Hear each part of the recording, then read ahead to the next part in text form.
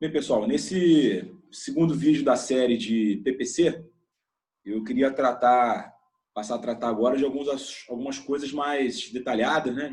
Então, no último vídeo, a gente falou, né, das ligações, né, da relação de dependência que existe, né, dos níveis à medida que vai descendo, do político até chegar no tático, né? Então, a gente falou das diretrizes, dos planos, do que sai em cada diretriz dessa de importante. Então, a gente falou de uma maneira bem geral ali, de como se dá, né? Falou como é que é o planejamento estratégico, né? Que é o PECFA, né? Que é uma coisa mais no nível estratégico, que depois vai orientar a confecção dos planos operacionais quando for o caso. Tá? Então, a partir de agora, a gente vai tentar entrar nos detalhes aí, para depois disso a gente poder falar especificamente do processo. Tá legal? Porque na hora que a gente for falar do processo, vai ficar bem simples, né, com esse detalhe já bem na cabeça. Tá? Então, o que acontece? Com o PECFA confeccionado, arquivado certinho lá no MD, pode aparecer a necessidade do emprego real da força. Lembra que eu comentei aquela questão de alguma ameaça que se consolida ali numa hipótese de emprego, alguma coisa não vislumbrada, ou uma crise, uma escalada de uma crise, né? Então, assim, nesse caso, você vai ter a necessidade de compor né, um nível operacional, né, um estado maior conjunto, comandante operacional conjunto, se for o caso de você estar trabalhando numa operação conjunta, né, partindo desse pressuposto. E aí tem uma coisa que é interessante aqui. No nível operacional, a atividade de inteligência ela é intensificada. Tá? Por quê? Eu vou falar mais na frente que existem algumas coisas que ficam em aberto, né? E a gente precisa ficar sabendo disso, né? Então, assim, eu tenho que saber né, das informações mais atualizadas possíveis, de forma a me respaldar para que eu faça um plano operacional o mais fidedigno possível, uma situação ali que eu vou enfrentar e facilite a minha vida na hora de conduzir a minha operação até o estado final desejado. Tá legal? E aí eu me baseio, né, em cima do famoso SISBIN, né, que é o Sistema Brasileiro de Inteligência. O SISBIN ele tem uma ramificação, né, tem o SIND e o CIOP. Tá? Eu vou falar sobre inteligência mais na frente, mas só para já se situar. Tá legal? E aí, durante o exame da situação operacional, a gente vê aqui no item 3.4.4, né, quando o comandante ele verifica os meios. Né? Então, a gente vai... Lembra, a gente tem, né, eu vou falar aqui mais na frente, mas assim, quando é que as forças componentes elas começam o planejamento delas? A partir da CPO. Então, assim, eu vou pegar, né, o nível operacional, vai começar a trabalhar, né, em cima das informações, né, e vai pegar ali o PECFA, vai trabalhar em cima do exame de situação do PECFA, que é um bom subsídio, né, para ele, né, para o comandante operacional. Até mais, né, o manual até fala aqui que o exame de situação é uma fonte de dados muito mais completa do que o próprio plano operacional. Tá? Então, o manual fala isso. E aí, com a confecção do CPO, aí a força componente ela começa a trabalhar o planejamento dela, né, no nível tático.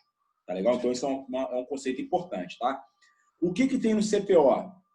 Basicamente, situação, estado final desejado, a concepção da manobra do comandante. Lembra que eu falei que digamos assim, um aperfeiçoamento da linha de ação vislumbrada? Então, é isso aí. Como é que eu vou empregar as forças componentes, as diretrizes específicas relacionadas às atividades operacionais, os riscos envolvidos, tá bom? Então, assim, voltando. Eu estava falando, então, que durante o exame de situação operacional, o comandante vai verificar os meios. Né? Então, assim, por quê? Porque depois, na segunda etapa, né, que é a elaboração de planos e ordens, eu vou verificar ali os meios adjudicados. Né? E aí eu tenho duas questões aí envolvidas. Ou eu vou falar para o ENCFA que eu estou precisando de mais meios do que aqueles que foram colocados para mim, ou eu vou falar para o ENCFA que eu não tenho necessidade desses meios todos que foram colocados para mim também. Tá? Existe essa via de mão dupla aí. Tá legal? Uma outra coisa importante também é que, né, a gente tem, né, o CPO, ele desce, né, e começa a ser trabalhado ali nas forças componentes. Por quê? Porque Aí, com isso, a gente mantém ali aquelas características intrínsecas do planejamento matricial, né? Que é aquela coisa lá do simultâneo, paralelo e detalhado, tá? A gente ganha com isso em termos de rapidez, porque enquanto está se desenrolando ainda o planejamento operacional, eu já estou dando chance do nível tático começar a trabalhar, já com o CPO na mão, tá certo? Então, esse é o motivo. Pode ser que você tenha perguntado, né? O porquê, né? Do planejamento do nível tático começar com o CPO, tá legal? E aí outra coisa que é importante, né? É que a gente tem, né? Eu vou comentar sobre isso, mas a gente tem fatores gerais e fatores fixos. Os fatores gerais, eles são importantes quanto mais alto é o nível, tá? Então, para o nível estratégico, por exemplo, os fatores gerais são muito importantes. Mas quando você vai chegando no nível tático, os fatores fixos eles começam a ganhar preponderância, tá? Então, isso é uma coisa também importante. Aí, ele pode perguntar também assim, como é que termina, né, o ciclo, né, de planejamento de uma hipótese de emprego? Né? Como é que termina isso? Termina com o planejamento tático. Tá? Então, com o término do planejamento tático, completa-se o ciclo de planejamento de uma hipótese de emprego. Tá? Então, isso é uma coisa importante, pode ser colocado no VOF, ou pode ser perguntado diretamente. Tá? Então, com o término do planejamento tático, eu tenho o fechamento do ciclo de uma hipótese de emprego. E aí, como é que você vai fazer? Porque aí tem uma questão importante aqui, né? Tem duas considerações importantes aqui. Depois que você tem o plano pronto, você tem que validar o plano. Né? Não adianta simplesmente você pegar o plano, botar embaixo do braço, arquivar e acabou. Você tem que validar. Tá? E como é que você faz a validação de um plano? Tem duas formas. Ou você coloca no jogo de guerra, né? No sistema de jogo de guerra, ou você trabalha no adestramento, efetivamente. Tá? Você coloca no adestramento, né, conjunto, e trabalha o plano. Tá certo? E aí você vai checar se o plano está realmente ali atendendo, se ficou alguma coisa de fora que não foi vislumbrado, tá certo? E aí, depois disso, também tem uma outra coisa, a segunda consideração, né? Quando você entrega o plano lá, já pronto, né, os planos operacionais, né, que já vem com os táticos ali embutidos ali, e você entrega esse plano ali que vai, digamos assim, fechar o ciclo de planejamento de uma hipótese de emprego ali, já no nível estratégico, né? Ali é estudado todas as necessidades que foram levantadas, tá certo? E aí é elaborado a chamada LN, Lista de Necessidades, tá bom? Essa lista de necessidades, ela tem uma dupla finalidade, tá? Então, assim, inicialmente, eu vou pegar essa lista aí para saber o que eu preciso efetivamente em termos de necessidade de adestramento, necessidades específicas, tá certo? Assim, como é que eu tenho que aparelhar as Forças Armadas, tá legal? Mas ela também tem uma outra finalidade, também isso pode ser perguntado, né? Que é a questão de você identificar capacidades, né? Que são importantes para a expressão do poder militar, tá? Então, a lista de necessidades, ela se reveste de um documento de elevada importância no contexto ali de um planejamento ali no nível já estratégico, porque aí é em cima dele que, por exemplo, o Ministério da Defesa faz aquele trabalho intersetorial, né? Trabalhando ali uma articulação com o Ministério da Economia para poder inserir alguma coisa em termos de verbo, de recursos ali no PPA, uma LOA, né? Vai trabalhar ali com o MDIC, né? Vai trabalhar com, enfim, vai trabalhar com o Ministério da Ciência e Tecnologia, por aí vai. É importante, então, saber que a lista de necessidades ela assume uma preponderância muito grande, tá? Então, essa é uma coisa que vale a pena a gente dar uma olhada. Depois, eu cheguei até a meio comentar sobre isso no vídeo passado, mas são algumas atribuições específicas. Aí vale a pena dar uma lida a partir do item 3.7 do manual. E aí eu só vou chamar a atenção para umas coisinhas bem rapidinhas aqui, só para a gente não ficar se detendo muito tempo nisso, né? Então, assim, ele coloca aí algumas coisas relacionadas à competência do Ministro da Defesa, né? E aí, uma das coisas que me chamou a atenção aqui é que o Ministro da Defesa, cabe ao Ministro da Defesa coordenar os esforços de defesa e mobilização das Forças Armadas e as ações junto aos demais ministérios para a mobilização nacional, né? Porque, assim, lembra do falei da lista de necessidades? A gente vai partir disso aí, vai checar adestramento e aparelhamento. E eu vou, com certeza, concluir que tem meio, tem coisa ali que eu não tenho, Então, eu tenho que entrar com esses dados no SINAMOB, que é o Sistema Nacional de Mobilização, de forma que, se houver a necessidade, de fato, de empregar a força militar, né, a expressão militar do Poder Nacional, eu saiba de onde eu vou tirar aqueles meios para mobilizar, tá? E colocar aquilo ali para as Forças Armadas, tá bom? Então, isso aí, o Ministério da Defesa ele assume essa dianteira aí nesse caso aí, tá legal? Uma outra coisa, com relação ao SENCFA, determinar a elaboração e a atualização do PECFA, tá? Então, essa parte de determinação de elaborar e atualizar o PECFA é FONA do SENCFA, tá certo? Bom, com relação aos comandantes operacionais ativados, né? Os comandantes dos comandos operacionais ativados, eu marquei aqui, baseado na lista de necessidades, contendo demandas de toda a ordem, elaborado durante a análise de levantamentos, desde o nível estratégico e planejamento, e concluído depois, né, como eu acabei de falar agora no nível operacional e tático, atualizar todas as oportunidades e os planos que foram utilizados em adestramento e revisões decorrentes da evolução da conjuntura. Então, assim, além da lista de necessidade ela servir para cima, ela servir para ações ali no âmbito do MD, né, no nível estratégico, ela também acaba servindo para baixo também, tá? Então, ela meio que serve também para o preparo, né, das próprias forças em si, né? Tá? Então, ver como é que é importante. Então, isso aí me chamou bastante atenção. E aí depois o manual ele traça aquela sequência que eu já havia comentado sobre DPED, DMED, DPEM, tá certo?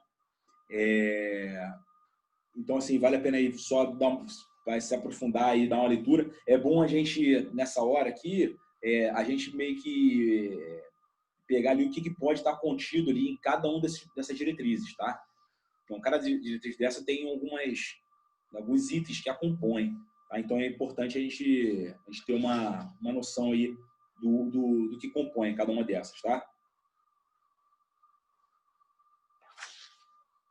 Aí depois o manual ele comenta sobre aquelas questões que eu já comentei, né? Por exemplo, assim, o tipo de comando operacional, né? Então, você tem 3 tipos de comando operacional que pode ser cobrado, né? Então, assim, cite os tipos de comando operacional que poderão existir, tá? Então, você tem o comando do teatro de operações, o comando da área de operações e o comando da zona de defesa, tá? Então, são os 3 comandos que podem existir, considerando aí as áreas, né? O espaço territorial em si, o espaço geográfico, tá?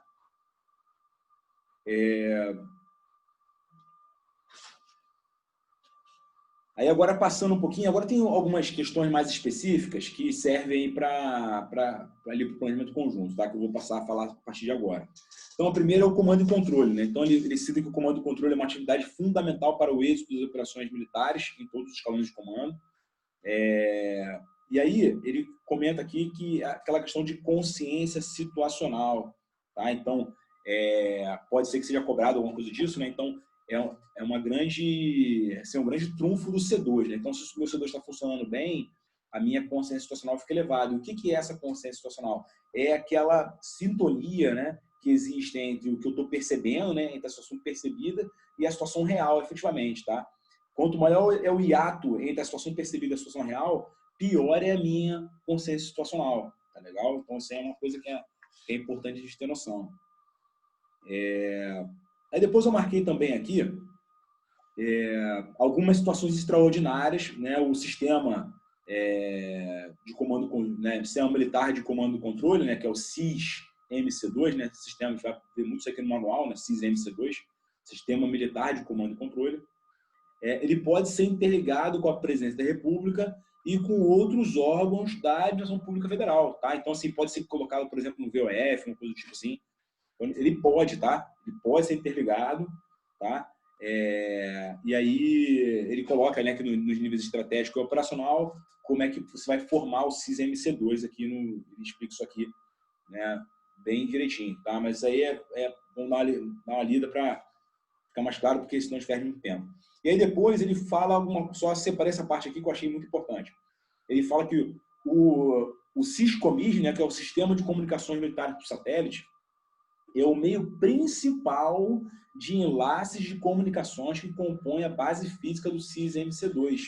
tá? E deve ser utilizado em sua máxima capacidade de recursos, tá? Então, e aí o Syscomis, né, é gerenciado pela subchefia de comando e controle, tá? Que está vinculada à chefia de preparo e emprego, tá? Então, ele pode ser trabalhado essas duas coisas, né?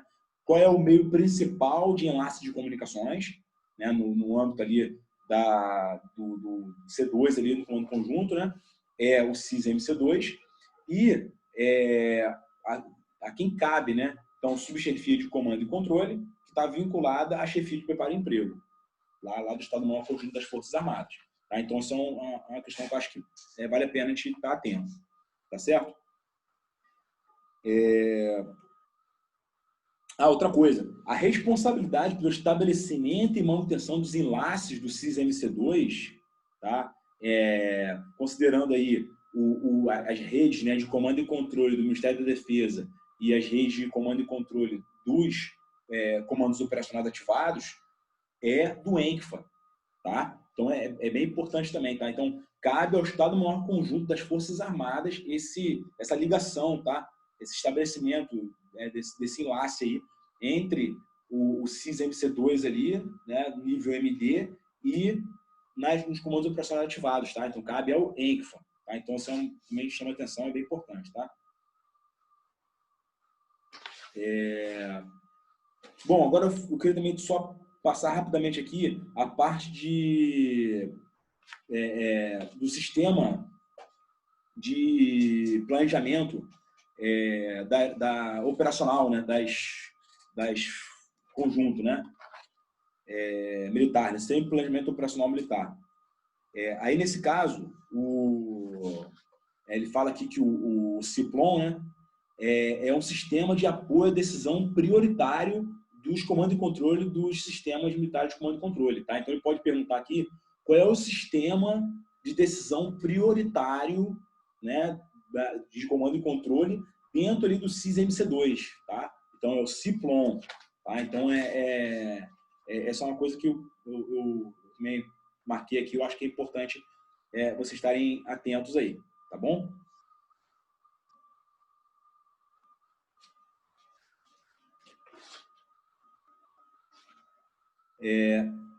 Então, aí com isso a gente fecha a parte de comando e controle. E aí eu queria passar agora para inteligência. Então, ele começou com comando e controle, né? Agora inteligência. Então, na parte de inteligência, ele coloca aí a importância aí, de forma que a gente consiga ter um bom nível de noção ali do campo de batalha, né? Da ordem de batalha do inimigo, enfim, uma série de coisas. Ele comenta aqui sobre ciclo de inteligência, tá? E aí fala, né, daqueles três entes, né, que eu já havia comentado, né, que é o CISBIN, o CIND e o CIOP, tá legal? Que dão suporte, né, para que as operações militares elas adquiram conhecimento, tá bom? Aí ele comenta também aqui, né, que eu achei importante, que, na verdade, ela se desenvolve em todos os níveis, né, nível estratégico, nível operacional, tá, no nível tático, tá? E aí, uma coisa que eu já tinha comentado aqui, as conjunturas, né, fornecem os subsídios para a concepção inicial dos PECFA. Tá? Então, o que conforma o PECFA, né, em termos gerais, para me dar informação? O documento é a conjuntura, tá? Que é aquele apêndice do anexo do plano estratégico de inteligência. Tá certo? No nível estratégico, quem acompanha essa parte de inteligência é a subchefia de inteligência estratégica. Tá? Então, também isso aí vale a pena a gente estar atento.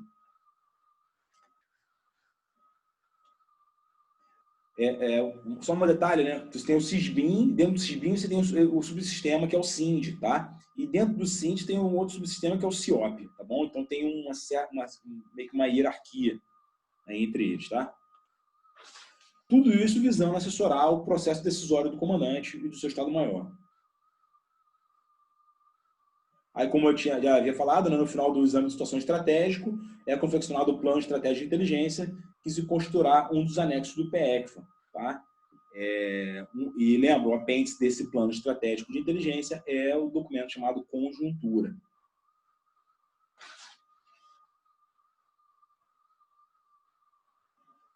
Aí depois ele passa a tratar de operações conjuntas, tá tá certo? Então, nessa parte de operações conjuntas, eu marquei aqui, no caso, inicialmente, na parte de estado final desejado, né? Então,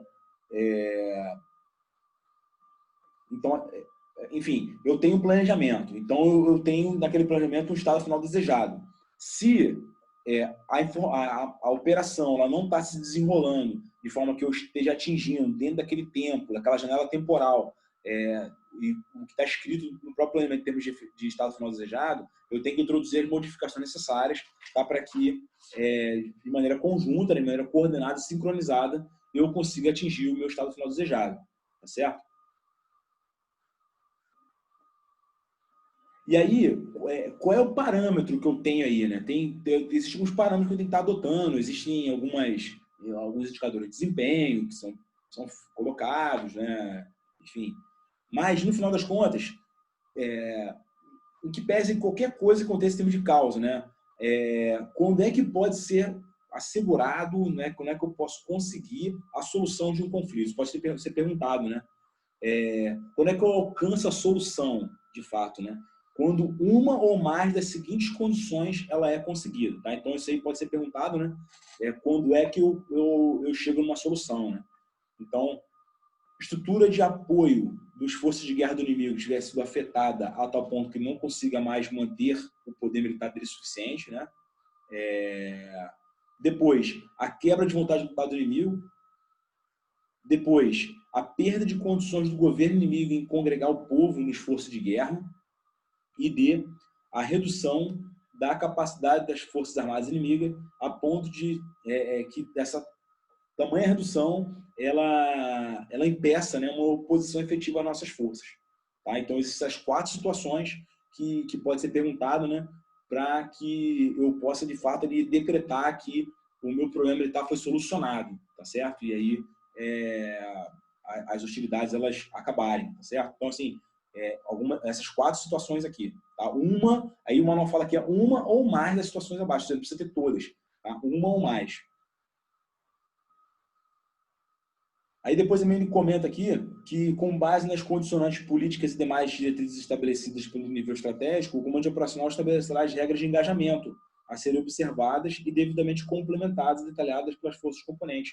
Então, esse tratamento aí que é dado com relação à regra de engajamento, né? Porque ela é muito importante no momento em que você começa a traduzir aquelas diretrizes políticas em ações, né, de fato, né?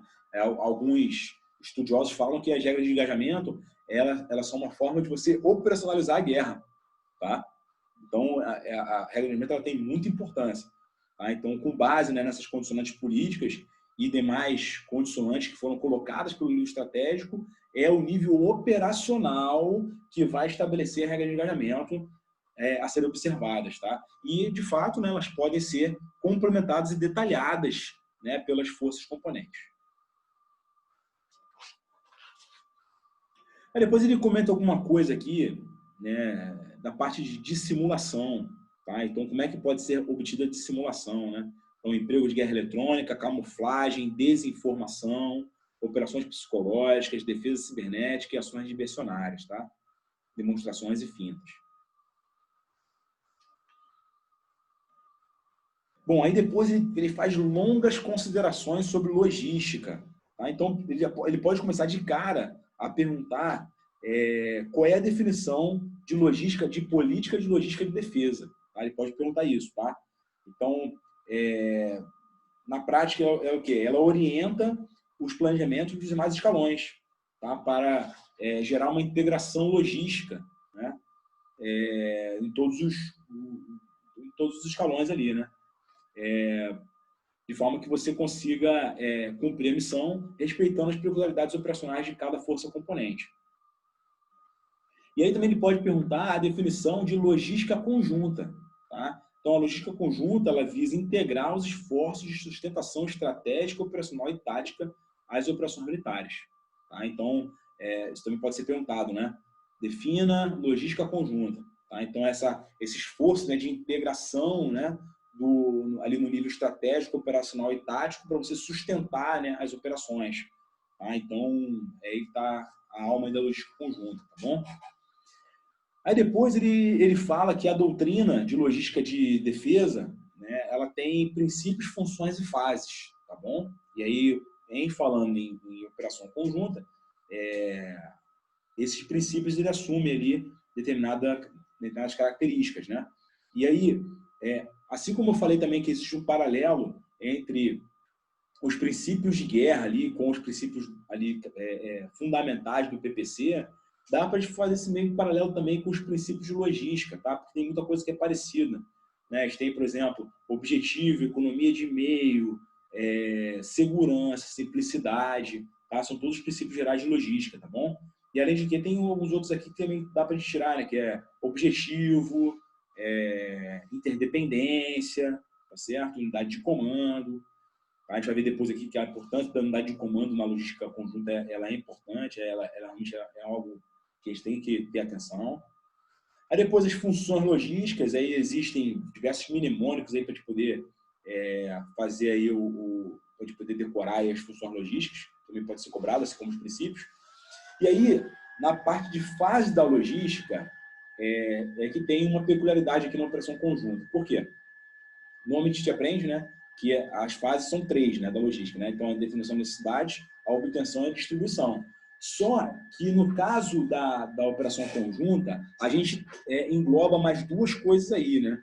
Que é a fase de determinação das necessidades logísticas e a reversão. Então, no planejamento logístico de uma operação conjunta, as coisas não começam com a determinação de necessidade.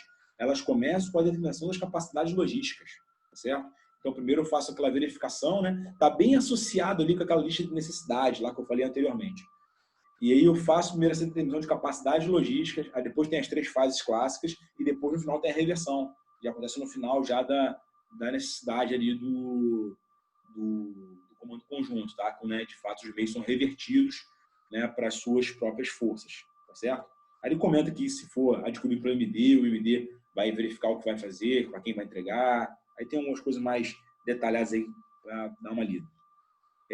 Agora, o que eu queria chamar a atenção aqui é que no nível estratégico e operacional, a identificação dos meios disponíveis deve considerar não somente militares, mas também aqueles meios, né, passíveis de mobilização. Tá? Então, no nível estratégico e no operacional. Mas isso não vai acontecer no nível tático. Tá? No nível tático, a minha capacidade logística ela está intimamente associada aos meus meios adjudicados. Tá? Os meios que foram a mim adjudicados ali para eu poder trabalhar no seio ali do comando operacional. Tá legal? Então, não há que se falar em mobilização dentro ali do nível tático, tá certo? Isso já vai acontecer no nível estratégico, no operacional. Tá? Então, isso é uma coisa que é importante e pode ser trabalhado na prova, isso. Tá certo? E aí, ele faz algumas considerações sobre o apoio logístico militar conjunto, né? E aí, ele pode perguntar por que a integração de esforços é importante, né? E aí, a gente tem que falar, né, que essa sinergia, né, das logísticas das 3 forças armadas sob um comando único, né? Porque um dos princípios da logística conjunta é a unidade de comando. Então, esse comando único, né, para proporcionar o apoio logístico adequado e contínuo à consecução das missões nas operações conjuntas, tá? Então, por isso que existe aquela questão lá do comando logístico, tá certo? Por quê? Porque com isso, eu atendo ao princípio da oportunidade, né? Ganhando tempo, e outra, eu evito aquela duplicidade de esforços, ou, enfim, aquele esforço adicional que não havia necessidade de ter, tá certo?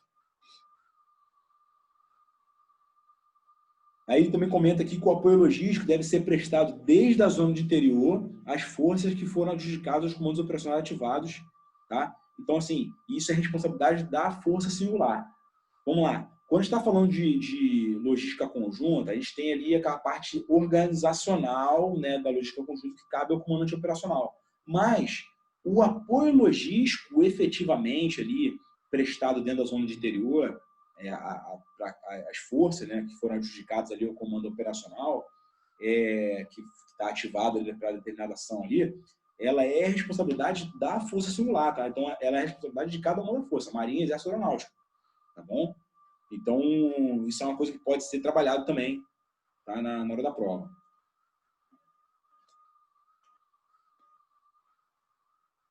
E outra coisa, cabe ao comandante operacional determinar a ativação do seu comando logístico. Tá? Então, também pode ser perguntado a quem cabe a ativação do comando logístico. Cabe ao comandante operacional. Tá legal? E é lógico, essa logística vai se desenrolar dentro ali da sua área de responsabilidade, tá? Dentro da sua área geográfica ali, que a gente viu ali, TO, área de operações, tá legal? Como é que pode ser desempenhada a atividade do apoio logístico, né, em operações conjuntas?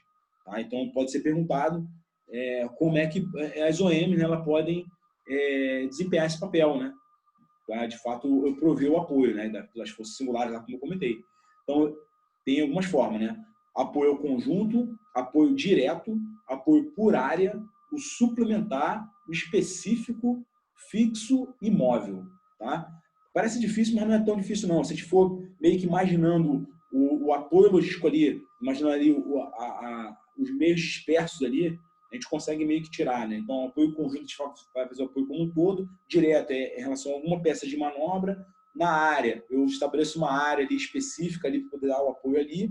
Suplementar é alguma coisa que não estava prevista inicialmente e eu vou estar provendo o apoio. Específico, né? Uma coisa bem mais, por exemplo, aviação, eu preciso de algum item de aviação ali para alguma aeronave que, por acaso, ali está com uma manutenção corretiva que tem que ser feita. Aí é um apoio mais específico. Tá? E além disso, eu tenho o apoio fixo e o apoio móvel, porque a gente sabe, por exemplo, a questão do Sea-Based, né? Então, você vai com uma força naval e aí você vai levar o apoio logístico móvel ali com ela ali, de forma que você vai aumentar ali aquelas características da força naval de permanência, tá certo? Então, assim, ele pode ser móvel ou então ele é fixo. Você bota uma posição qualquer ali e apoia dali, tá certo? E cada uma dessas formas de você desempenhar o teu apoio tem vantagens e desvantagens. Tá? E o nível de apoio logístico, né, encontra um paralelo com o nível de condução dos conflitos, né? O nível estratégico, operacional e tático. Tá? Você vai fazer o apoio logístico nesses 3 níveis aí.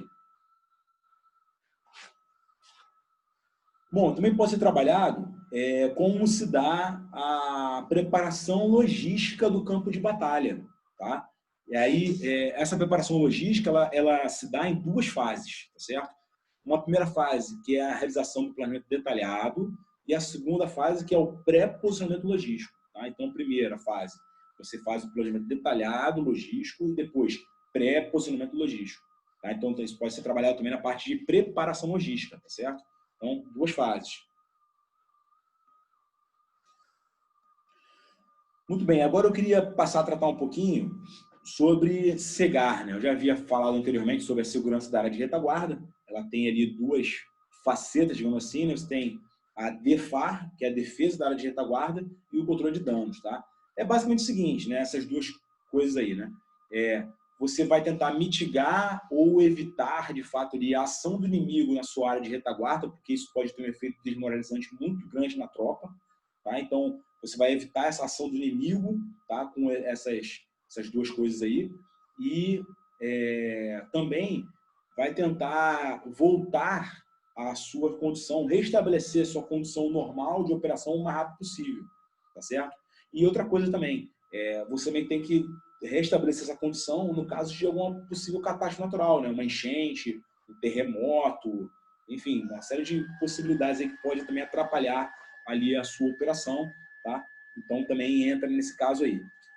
Tanto se pensar em SEGAR, né, DEFAR e o controle de danos, cada um desses 2 aí, ele tem o seu planejamento específico, tá? Mas é óbvio que existe uma integração que é altamente desejável e que de fato acontece entre os 2, de forma que você tem ali uma possibilidade de sucesso, tá certo? É bom também ter uma noção também que existe uma correlação muito grande, né, entre a segurança da área de retaguarda e contra-inteligência, tá? Então, assim, eu no meio de atividade de contra-inteligência, né, eu consigo me antecipar, né, de forma que eu consiga meio que já estar pronto para uma possível ação do inimigo, né, evitando que aquilo, de fato aquilo venha a me prejudicar. Tá? Então, existe essa ligação bem estrita aí, né, bem juntinha aí, da contra-inteligência com a SEGAR, tá bom?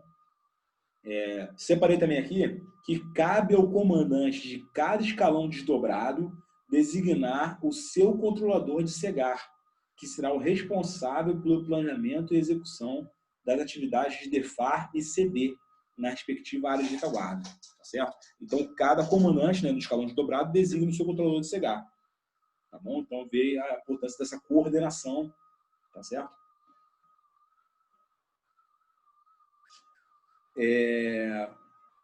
E aí eu falei da questão, né, na DEFAR especificamente sobre a gente evitar aí algum tipo de ação do inimigo. O inimigo pode agir por meio de paraquedista, por meio de guerrilha, por meio de ataques especificamente, né? E realmente uma ação aí nessa área de retaguarda, ela pode ter um efeito bem desmoralizante aí na nossa força, tá bom?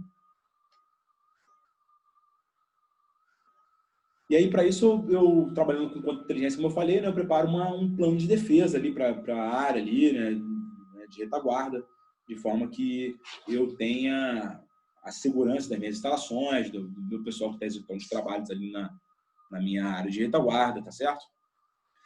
E da parte de controle de danos, ela está mais relacionada ali com aquele aspecto mais reativo, né? Então, assim, se uma tinha mais aquela faceta mais proativa, né? O controle de danos ele é mais reativo. Então, assim, ele tem a ver com aquela minha pronta resposta para que eu faça com que aquele dano que foi causado gere o mínimo de consequência para as minhas operações, tá certo? Então, essa é a parte do controle de danos. Lembrando que isso também entra no meio aí catástrofes naturais, por exemplo, tá certo? Bom, a parte de responsabilidade da CEGAR, né? A responsabilidade total pela CEGAR em uma área específica cabe ao comando designado. Lembra que eu tenho ali o comando designado, né? E aí ele acaba ali designando ali alguém para fazer essa parte aí responsável pela CEGAR, né? Mas a responsabilidade cabe ao comando designado, tá?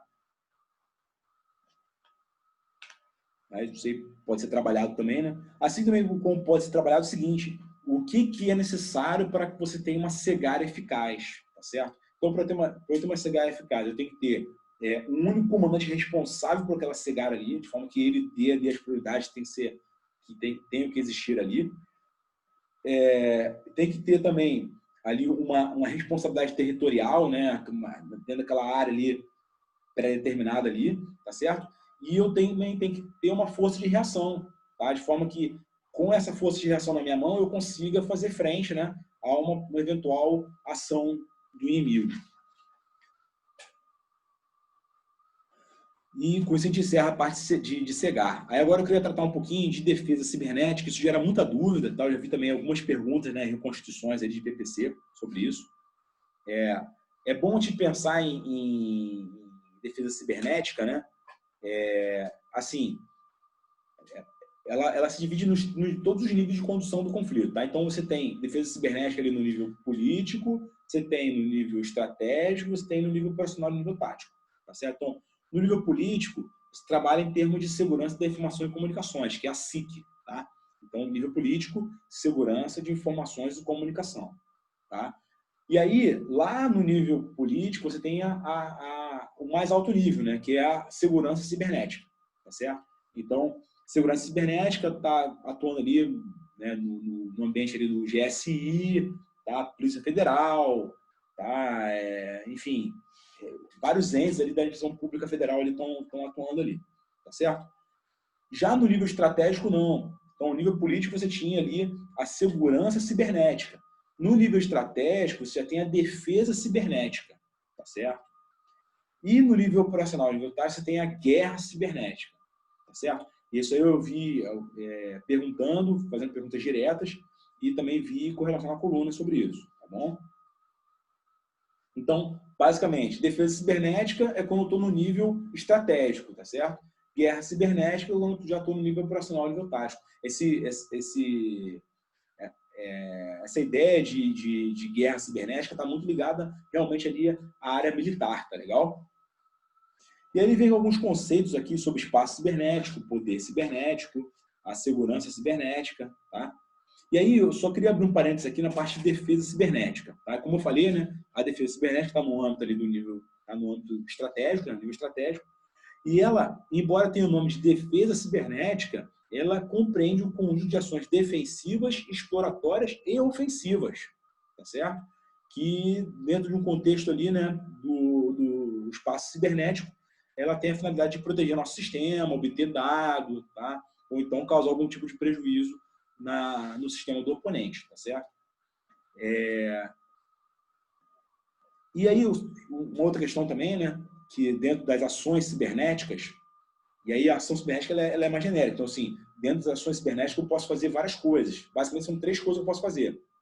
Eu tenho a exploração cibernética, eu tenho o ataque cibernético e tenho a proteção cibernética, tá? A exploração cibernética tem um detalhezinho aí, que ela tem a ver com obter dados, né, buscar dentro do sistema de TI, né, alguma coisa de forma não autorizada, tá? Isso é a exploração cibernética. Tá? Por exemplo, o que a NSA fez com a Dilma, tá? No segundo mandato dela ali, se vão lembrar, né, estava fazendo escutas, né, descobrindo informações de maneira não autorizada, tá? Então isso é uma forma de exploração cibernética, tá? Bom, agora passando da parte de defesa antiaérea, ele faz um comentário aqui que, né, que o COMAI, né, o responsável direto pela defesa aeroespacial no território nacional, tá? E ele assume ali o controle operacional, né, o controle operacional dos elementos de artilharia antiaérea, tá? Existentes, tá? Dentro de uma região de defesa aeroespacial, tá? Aí tem um detalhe interessante que pode ser cobrado em prova. No espaço aéreo sobrejacente ao TO ou à área de operações, né, dependendo da situação, esta responsabilidade, né, de quê? De defesa antiaérea, né, normalmente será delegada à Força Aérea Componente, tá, que assumirá o controle operacional dos meios de artilharia antiaérea, tá, do Exército na região de defesa aeroespacial, tá, RDA. RDA é a região de defesa aeroespacial, tá, que está ali dentro ali do contexto do TO/área de operações, tá? Então cabe a FAC, tá bom?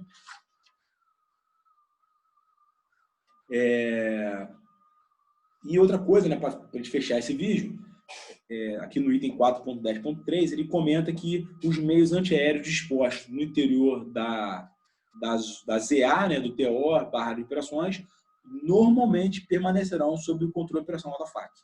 Tá, também. Então, no caso, a FAC ela assume essa preponderância, tá, com relação a essa questão dos meios antiaéreos, no caso aí de um eventual envolvimento ali num comando operacional conjunto.